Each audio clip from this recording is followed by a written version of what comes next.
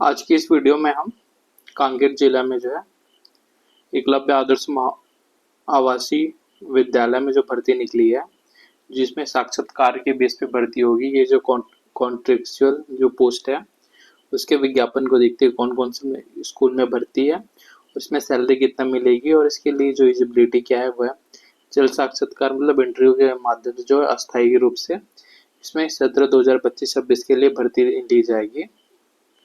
तो यहाँ 5 स्कूल का नाम दे दिया है: संयुक्त आवासीय कांकेर, आवासीय विद्यालय कांकेर, नरहरपुर, फारसकोट, भानुप्रतापपुर, दुर्गकुंदल और अंतागढ़। अब पोस्ट क्या क्या निकले पोस्ट को देखते हैं। PGT English, PGT Hindi, PGT chemistry.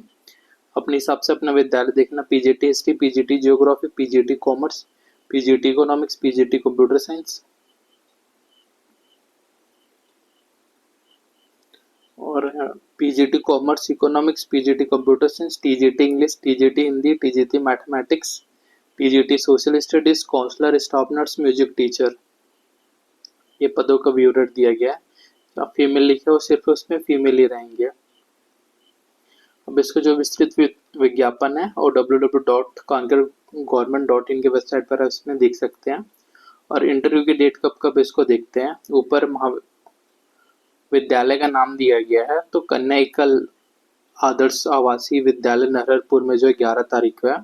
संयुक्त एकलव्य आदर्श महाविद्यालय फारसकोट भानुप्रतापपुर में 12 तारीख को है। संयुक्त आदर्श विद्यालय दुर्गकुंदल में 13 को है। एकलव्य आदर्श महाविद्यालय लामकनहार अंतागढ़ में 14 को है। संयुक्त आदर्श महाविद्यालय कांकेर में जो है 15 को है। ये जो है सुबह 10 से लेके शाम के 4 बजे तक जो इंटरव्यू चलेगी करके। अब इसके लिए क्या एलिजिबिलिटी क्या है उसको देखते हैं। अगर आप पीजीटी के लिए अप्लाई करते हो तो पीजीटी इंग्लिश में करोगे तो मास्टर आपका इंग्लिश से रहना चाहिए। हिंदी में कर रहे हो तो मास्टर हिंदी से रहना चाहिए। केमिस्ट्री में करो केमिस्ट्री, मैथमेटिक्स में करो तो मैथमेटिक्स, हिस्ट्री में हिस्ट्री, जियोग्राफी। अगर आप पीजीटी कॉमर्स में अप्लाई करते हो तो अकाउंटिंग हो गया, कॉस्ट अकाउंटिंग हो गया, फाइनेंशियल अकाउंटिंग या मेजर सब्जेक्ट स्टडी होल्डर रहना चाहिए आपको। एमकॉम में पीजीटी इकोनॉमिक्स से किया हो तो मास्टर जो है आपको इकोनॉमिक्स से रहना चाहिए। पीजीटी कंप्यूटर साइंस से किया हो तो एमएससी कंप्यूटर साइंस या आईटी से रहे। और अगर एमई या एमटेक किया हो कंप्यूटर साइंस से तब भी आप इसके लिए एलिजिबल हो। अब हम देखते हैं कि इसके अलावा इसमें जो बीएड की डिग्री है वो रहनी चाहिए। अगर बीएड की डिग्री नहीं है 2 साल वाला तो 4 वर्ष जो इंटीग्रेटेड कोर्स,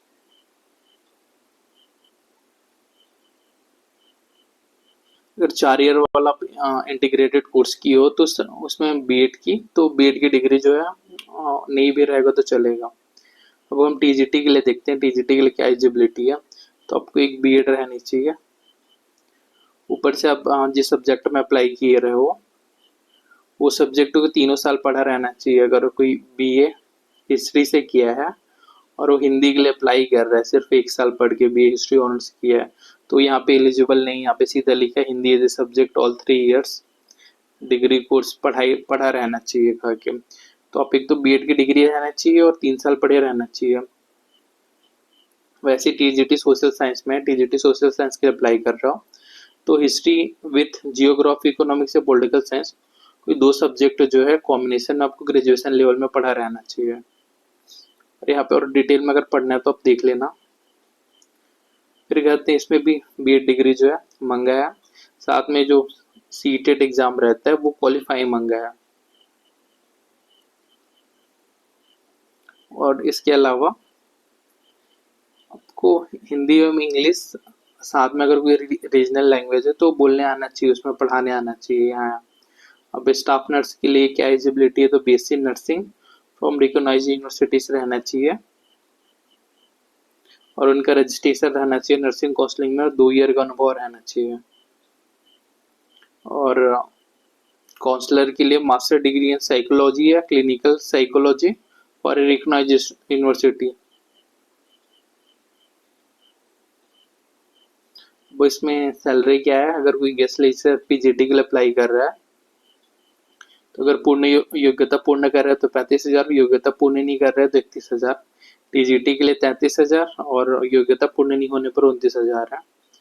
वही काउंसलर के लिए जो है 300 रुपये प्रति कालखंड, म्यूजिक टी के लिए 300 रुपये प्रति कालखंड और स्टाफ नर्स के लिए 700 रुपये प्रतिदिन है।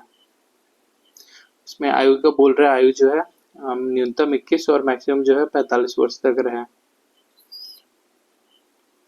और इसमें कोई आरक्षण लागू नहीं है सेटअप में जो है। और कार्यानुभव जो है एकलव्य आदर्श महाविद्यालय नवोदय विद्यालय में जो पहले से पढ़ा रहे हैं उनको पहले इसमें प्राथमिकता दी जाएगी। ऐसा नहीं है कि जो पढ़ा रहे हैं उन्हीं लोग को भर्ती लिया जाएगा। अगर आप पहली बार हो, फ्रेश हो, तब भी आप इंटरव्यू में चल देना, लेकिन यहाँ पे मेंशन किया गया जिनको अनुभव रहेगा उनको पहले प्राथमिकता दी जाएगी। और विविध में आप पढ़ लेना और क्या क्या इसके नियम है, आगे पॉज करके वीडियो को।